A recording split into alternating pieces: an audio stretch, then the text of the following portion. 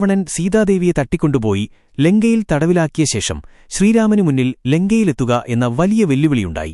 ഇന്ത്യയുടെ തെക്കേയറ്റത്തിനും ലങ്കയ്ക്കുമിടയിൽ ഒരു വലിയ സമുദ്രം പരന്നുകിടന്നു. രാമൻ സമുദ്രദേവനോട് വഴിതരാൻ 3 ദിവസം പ്രാർത്ഥിച്ചു. പക്ഷേ മറുപടിയുണ്ടായില്ല. അപ്പോൾ കോപിതനായ രാമൻ തന്റെ ശക്തമായ അസ്ത്രമെടുത്ത് സമുദ്രത്തെ വറ്റിക്കാനൊരുങ്ങി. ഭയപ്പെട്ട സമുദ്രദേവൻ ഉടൻ പ്രത്യക്ഷപ്പെട്ട് ഇങ്ങനെ അപേക്ഷിച്ചു: രാമ, ഞാനെന്റെ ആഴം കുറയ്ക്കാൻ ശ്രമിച്ചാൽ അത് ലോകത്തിന്റെ സന്തുലിതാവസ്ഥയെ ബാധിക്കും. എന്നാൽ അവിടുത്തെ വാനരസേനയിൽ നളനെന്നും നീലെന്നും പേരുള്ള 2 ശില്പികളുണ്ട്. അവർക്ക് വിശ്വകർമാവിൽ നിന്ന് ലഭിച്ച വരമുണ്ട്. അവർ എറിഞ്ഞാൽ ഒരു വസ്തുവും വെള്ളത്തിൽ മുങ്ങുകയില്ല. അവരെക്കൊണ്ടൊരു പാലം പണിയുക. സമുദ്രദേവന്റെ വാക്കുകൾ കേട്ട് രാമൻ നിർദ്ദേശം നൽകി. ഉടൻ തന്നെ നളനും നീലും സേനാനികളോടൊപ്പം കൂറ്റൻ പാറകളും മരത്തടികളും സമുദ്രത്തിൽ എറിയാൻ തുടങ്ങി.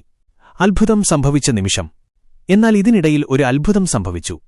വലിയ കല്ലുകൾ വെള്ളത്തിലിടുമ്പോൾ അത്ഭുതകരമായി അവ വെള്ളത്തിൽ പൊങ്ങിക്കിടന്നു. സാധാരണ കല്ലുകൾ വെള്ളത്തിൽ മുങ്ങുമ്പോൾ ഈ കല്ലുകൾ ഒരു പാറക്കപ്പൽ പോലെ സമുദ്രോപരിതലത്തിൽ നിന്നു.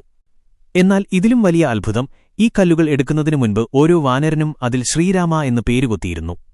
ഒരിക്കൽ രാമൻ തന്റെ ശക്തിയിൽ അഹങ്കാരം പൂണ്ട ഒരു വാനരനോട് പറഞ്ഞു: നോക്കൂ, കല്ലിൽ എന്റെ പേരെഴുതാതെ ഒന്ന് വെള്ളത്തിലിട്ടു നോക്കൂ.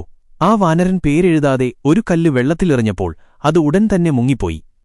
രാമന്റെ നാമത്തിന്റെ ശക്തിയാണ് ഈ കല്ലുകളെ വെള്ളത്തിൽ പൊങ്ങിക്കിടക്കാൻ സഹായിച്ചതെന്ന് അപ്പോൾ വാനരസേനയ്ക്ക് മനസ്സിലായി. അവസാനം വെറും 5 ദിവസങ്ങൾ കൊണ്ട് 100 യോജന, ഏകദേശം 800 കിലോമീറ്റർ നീളമുള്ള രാമസേതു എന്ന മഹത്തായ പാലം പൂർത്തിയായി.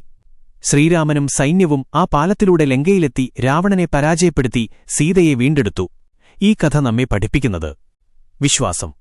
ദൈവത്തിലുള്ള അചഞ്ചലമായ വിശ്വാസം അസാധ്യമായ കാര്യങ്ങളെപ്പോലും സാധ്യമാക്കും. നാമജപം.